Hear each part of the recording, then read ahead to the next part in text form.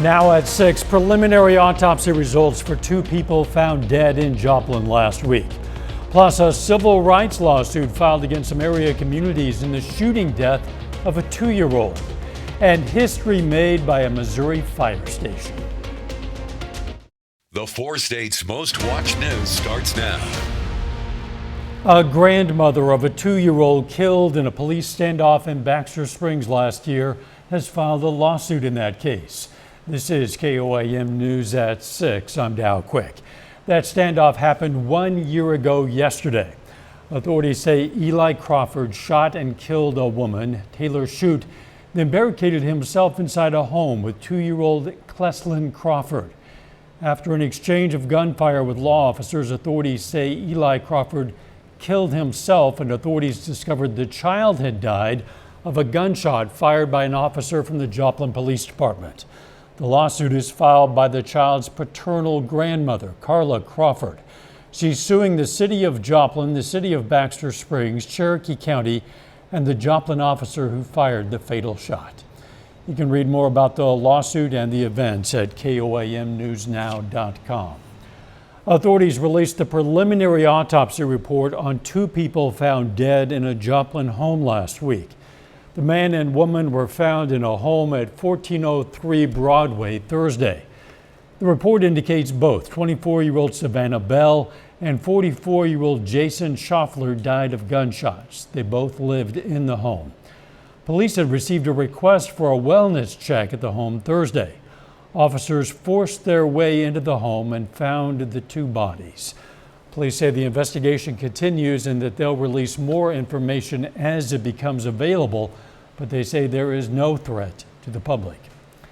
The Kansas Supreme Court today signaled that it still considers access to abortion a fundamental right under the state constitution. An attorney for the state argued that a decisive statewide vote last year affirming abortion rights, quote, doesn't matter. 5 of the 6 justices present for the arguments expressed skepticism. The court is considering exactly how far the Republican-controlled legislature can go in restricting abortion under a 2019 decision protecting abortion rights.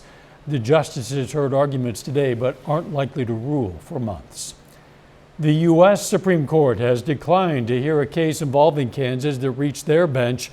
The justices will keep a newly redrawn congressional map of Kansas in place. They declined to hear a request from voters who say the new districts in Kansas allow for racial gerrymandering. The city of Knoll, Missouri will now be able to renovate some damaged buildings. The state of Missouri announced the recipients for its American Rescue Plan Act's grant. One of those recipients is the city of Knoll, which was awarded $250,000. City officials say that money will go toward fixing up downtown buildings that were damaged by a fire and are now under city control. I think this is the first one for this type of grant. I think all the communities apply for all the grants they can as far as, for infrastructure, things like that. But this one is specifically revitalization, and in Knoll's case, downtown revitalization. The McDonald County Chamber of Commerce helped the city apply for that grant. Pretty nice spring day out there. Let's check in with Chief Meteorologist Doug Heddy. Yeah, it actually turned out to be a nice Monday for us today. Most of us upper 50s to near 60 during the afternoon. Still a little bit below where we should be, but overall a pretty good day. And we do have mostly clear skies out there right now. Some clouds in our northern counties. You can see a few little showers popping up, not reaching the ground, but this is back out across central and western parts of Kansas. A very weak little wave that is going to push through tonight. So this will increase our clouds as we go through the next several hours. And we could get a couple random showers in here late tonight into tomorrow morning. 55 in Stockton, Pittsburgh 54, 61 in Grove. We have Iola sitting at 55 degrees. Through the evening hours, we slip back through the 50s, 40s, eventually into the 30s a little bit later on tonight. Now we are going to start to warm back up the next few days. We'll look at that here in just a bit. See you soon. This is Gorilla Giving Day, what could become a new tradition for Pitt State. It's a new twist on the school's annual Apple Day celebration. Students and staff launched Giving Day as a chance for alumni to come together and support the university through a fundraising event. And as part of the fundraising events, Brick and Mortar hosted some celebrity bartenders. A limited menu and drinks were available to people, including non-alcoholic options. All proceeds at the event will be donated toward Pitt State's Guerrilla Giving Day efforts. The fundraiser will end at 8 tonight. A St. Louis Fire Department is making history in this Women's History Month. An all-female fire crew is leading a firehouse for the first time in more than 150 years. Melanie Johnson reports on the team blazing their own trail on and off the truck. A call comes in and these four roll out. Engine House 26 sits in the North Side's Penrose neighborhood, one of the busiest fire hubs in the city. When that bell rings, we come together and we get the job done. 15. How far is he away, ma'am? On Tuesday, it was run by an all-female firefighter crew, a first for the St. Louis Fire Department. 165 years, this has never happened, to have 4 women on one company. Thanks to this dream team, Elizabeth McCormick, Lacole McKinney, Pamela Saunders Isaac, and Jessica Jackson. It's phenomenal. It's something that I never had foreseen to come. I didn't have that growing up. I didn't see women firefighters. I didn't say, ooh, look at her, I could do that. So hopefully someone saw us today or will see us and think, oh, I can do that. You have to have a strong mind. You have to be determined, and I was very determined. It was like more I was pushed away, the more I was determined that I was going to do it. I never dreamed that, I would be able to work on an all-female fire suppression crew. She's a 6-year veteran. Over the course of 15 years, she's just one of 2 female firefighters hired. I feel super honored and privileged to work for what I believe to be the greatest department in the world. I think that there's obviously a lot more work to be done in the recruitment, hiring, and retention of firefighters in general, but especially female firefighters. Right now, only 12 St. Louis City firefighters are women. The department is working to grow that number. We don't get very many women that do put in applications because they seem to think that this is a job that they could not do. So with that being said, them actually seeing us today proves that you too can do this job. As the fight to get more women on board continues, so does the hope that one day they can be promoted to a fire captain. I think this opens up, let the little girls know they can do it, even though they probably always been told that, oh, that's for little boys, fire trucks for little boys, but now they can see little girls, big girls do it too, and you can too. When you love what you do every single day, it's not like going to work. Coming up, how a new tooth truck is doing more than just making smiles brighter, plus an interstate matchup between the Nevada Tigers and Frontenac Raiders. We'll have the highlights in sports. The tooth truck has been an important fixture in Southwest Missouri for 20 years now. Joe Hickman has a look at the new unit that's carrying on the proud tradition and filling an important role.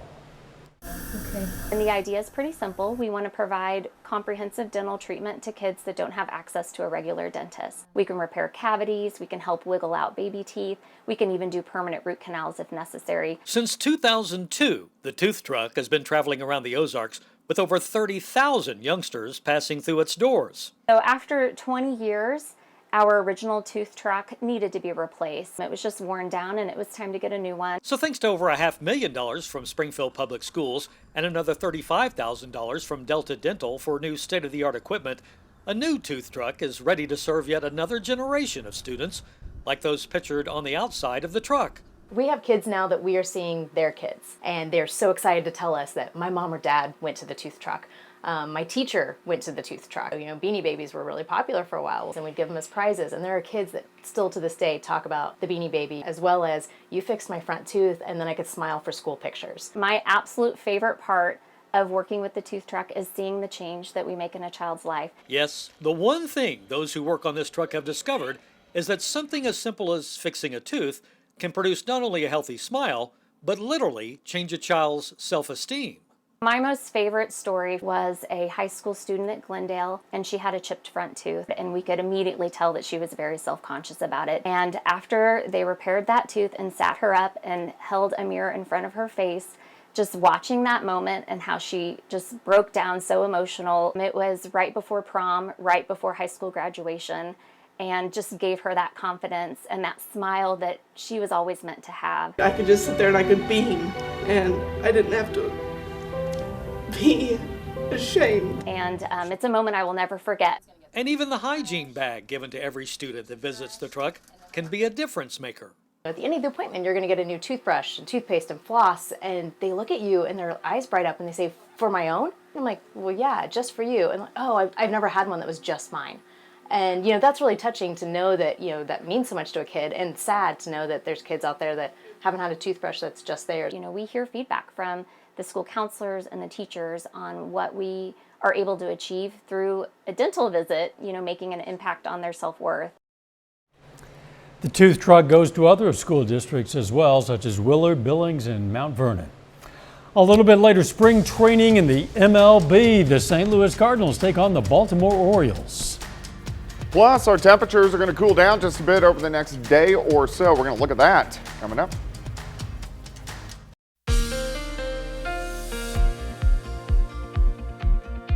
Well, it turned out to be a nice Monday for us today. We had quite a bit of sunshine across the region. Temperatures pretty good, upper 50s to near 60. And we still have partly to mostly sunny skies out there right now. Nice shot. This is Indigo Sky Casino and Resort. Of course, Indigo is just outside of Seneca, Missouri. We do have a weak wave that's going to push through tonight. And this is going to cool us down just a bit as we go through about the next day or so. But overall, it feels pretty good. It's 55 in Carthage, near 60 in Anderson, 61 at Grand Lake, 58 in Miami, Pittsburgh at 54. Independence is sitting at 57 degrees. We can go outside 7th and Rangeline, sitting at 55. East northeasterly winds 5 to 10. Humidity is at 43%. All right, through the rest of the evening, we slide back through the 50s, 40s, eventually into the mid-30s later on tonight. We are going to get clouds increasing, especially after midnight. You can see this weak little wave to our west. These showers aren't reaching the ground out across southeastern Kansas, but they are once you get a little farther toward the west, central Kansas, out through western Kansas. It doesn't have a ton of moisture, but as it slips on through late tonight into tomorrow morning, we will get a few random little showers, maybe even a flake or two of snow trying to mix in. All right, so here's 3 a.m., couple showers popping up, Yates Center, Chanute, Independence to Iola. As we continue tracking into the morning hours, here's 6 a.m. You can see most of this is north of I-44. Light showers, Fort Scott, Nevada, and even a couple little flakes trying to mix in. As we continue through the morning hours, most of this pushes east. By the noon hour, we break out, we see sunshine. It turns out to be a pretty good day. As we go into Tuesday afternoon, we get the sun. It's just going to be a little chilly. 50 in Stockton, 55 in Grove, Fort Scott, 54 Chanute, at about 53 degrees. Tomorrow night gets cold. We drop near freezing, 32, 33 degrees, so frosty, kind of near a freeze by Wednesday morning. And then Wednesday afternoon, this is when we start to warm back up. This is when we go into the lower 60s for highs, and eventually we're going to jump into the 70s by the time we get into Friday. So we'll get close to 70 on Thursday, into the 70s on Friday. So that definitely good news. All right, day planner for you tomorrow. Chilly start, warm through the 40s. We do get into the 50s once we get some sunshine late in the day, 51 by 3 up to 52 by 5 p.m. All right, let's focus in late this week. We do have a storm system. So this is going to be Thursday, a severe threat down through central and western parts of Oklahoma.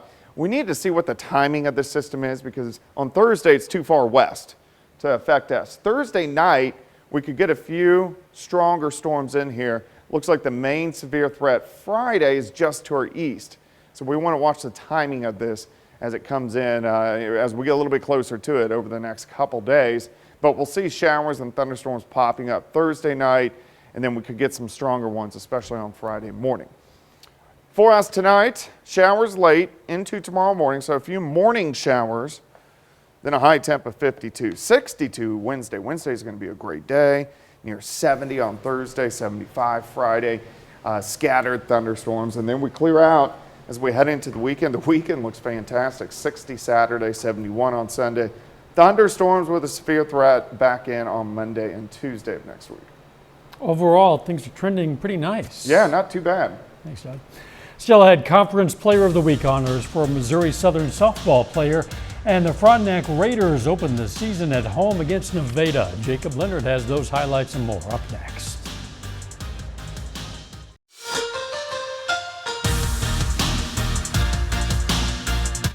Well, today is opening day for the Frontenac High School baseball team. The Raiders play at home to open their schedule, hosting an interstate matchup against Nevada. Now, the Tigers are 2-1 in their first 3 games of the season. We'll start this top of the first inning. Mario Mangini on the mound for the Raiders. Gets the strikeout looking there. Later in the inning, Nevada has a runner on first. Alex Williams, though, comes up firing, catches them trying to steal second. Game scoreless going to the bottom of the first. Frontenac here, runners on the corners. Mario Mangini draws the throw to second. It gets away.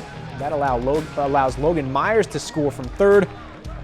Frontenac has the first run of the day. And the same score, top third, Case Sanderson comes through for Nevada. Rips one back up the middle. Runner scores from second. Sanderson into second.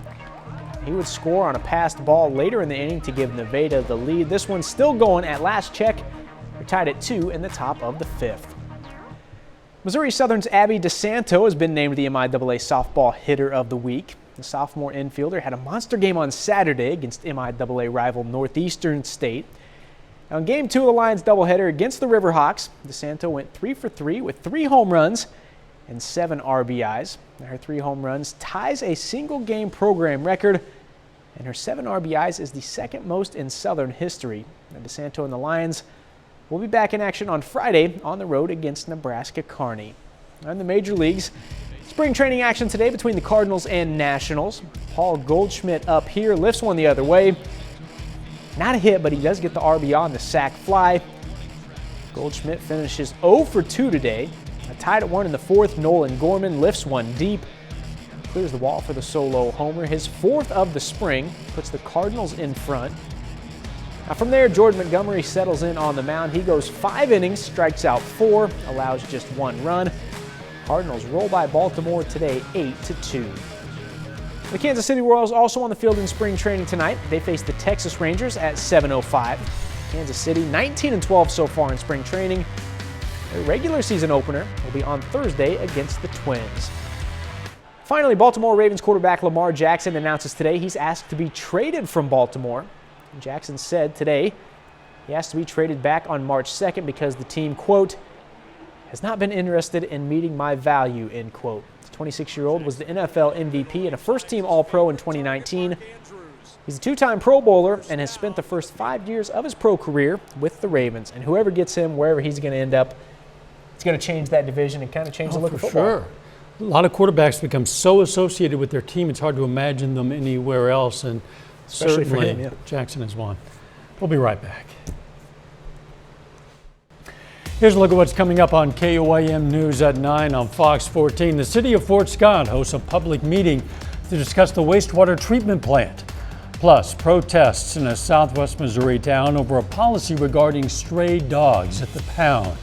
And what a new report shows about how Americans feel about tipping. Those stories, a lot more. It's coming up tonight. KOAM News at 9 on Fox 14. Again, nice day to start the work week. Yeah, today was really nice, mostly sunny, high temps near 60. It's going to get chilly tonight, a few showers, maybe even a few flakes mixing in late tonight. And to start your Tuesday, but then sunshine late, kind of chilly. High temp of only 52, and then we start to warm up the rest of the week.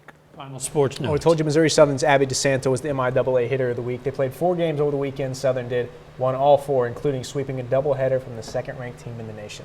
That's impressive. Thanks for joining us. We'll see you right back here at 10. Let's make it a great evening.